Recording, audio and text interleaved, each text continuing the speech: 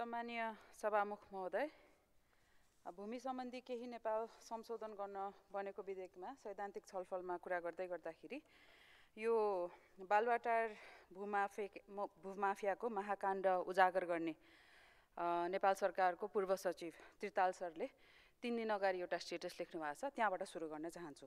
तस्कर, भूमाफिया, बिचौलिया, डन आदिका सरदारहरूको हातमा शासन सत्ता रहेपछि जल, जमिन, जङ्गल र जलस्रोत सबैको दोहन हुने नै रहेछ।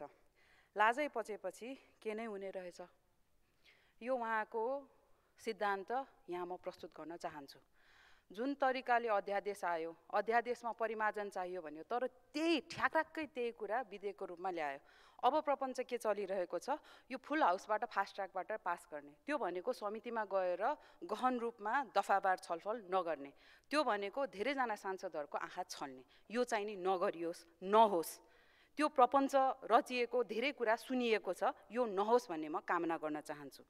त्यसपछि दोस्रो, हामीले भूमि सम्बन्धी व्यवस्था गर्दाखेरि एउटा आम नागरिकले काठमाडौँको अथवा शहरी क्षेत्र जुनसुकै क्षेत्रको पनि यो धेरैजना विज्ञले भनिसकेको हो, तथ्य प्रमाणसहित भनिसकेको हो, यो अत्याधिक मात्रामा मौद्रिकीकरण, जग्गाको अत्याधिक मात्रामा मौद्रिकीकरण भयो कि कुनै आम नागरिकले म कुनै दिन मेरो घडेरी हुन्छ शहरी क्षेत्रमा भनेर कल्पना पनि गर्न नसक्ने अवस्थामा आएको छ।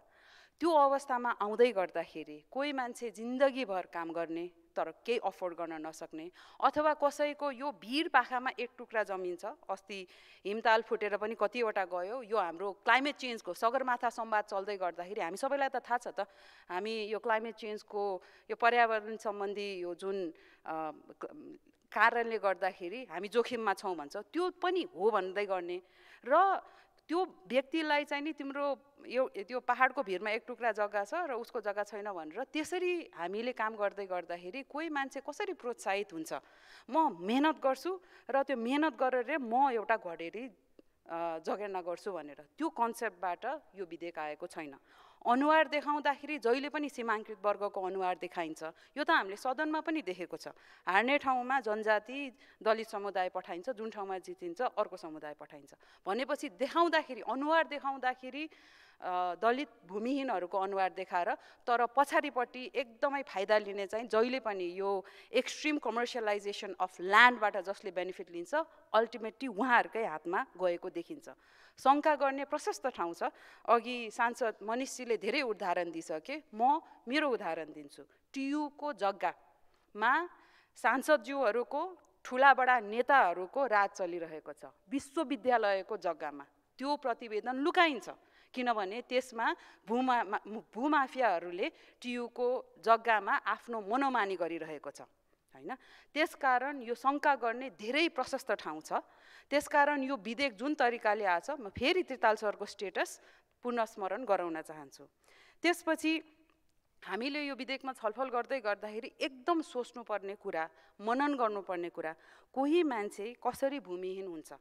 एउटा हिस्टोरिकल एक्जाम्पल हामीसँग छ, हैन? हाम्रो देशमा यो एक्सट्रिम मार्जिनलाइजेसनका कारण सर्टेन समुदायलाई कहिले पनि जग्गा दिँदै दिएन। त्यो समुदायलाई हामीले अहिलेसम्म के गरेका छौँ? अहिलेसम्मको व्यवस्थाले कति टेक केयर गरेका छौँ? के कारणले उहाँहरूको टेक केयर गर्न सकिएको छैन? र अहिलेसम्मको यो कतिवटा हामीलाई आउँछ, यो मान्यज्यू उठाइदिनु पर्यो भनेर, यो नेपाल सरकारले राष्ट्र निकुञ्ज बनाउनको लागि जग्गा सट्टापट्टा गर्दा एकै परिवारका कतिजनाले कतिपटक जग्गा पाए र सरकारको पाउमा र नचनमा नपरेकाहरू अझ पनि त्यो अदालतको हेर मसँग यो छ, मलाई यो जग्गा दिलाइदिन, तपाईँले सहयोग गर्नु पर्यो भनेर अहिलेसम्म हिँडिरहेका छन्। त्यो कार्यान्वयन गर्न त केही गाह्रो छैन, तर जुन तरिकाले यो ल्याइएको छ, सुकुम्बासी कुनै समुदायको जीवनभरको पहिचान हुँदैन, हुनु पर्दैन।